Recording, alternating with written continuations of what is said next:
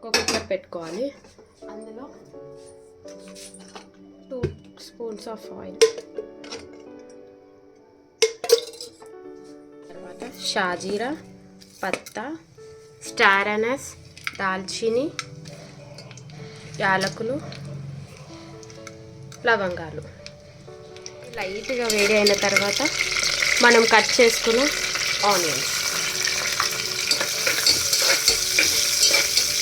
మంచి బ్రౌనిష్లో వచ్చేంత వరకు వేయించాలి.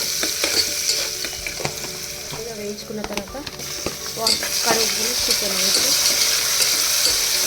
కలపాలి. తీసుకొని అందులో మిరియాలు, ఉల్లిపాయ, పచ్చిమిర్చి, అల్లం వెల్లుల్లి,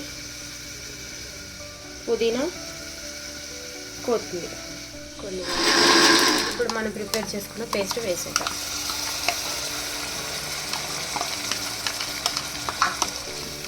ఒక 5 దీంట్లోకి మనం 1 లీటర్ వాటర్ యాడ్ చేసుకుందాం. అంతా ఒక్కసారి సరిపడం టేస్ట్ చూద్దాం. ఉప్పు సరిపోకపోతే మీ టేస్ట్ తగ్గట్టు యాడ్ చేసుకోండి. చూడండి,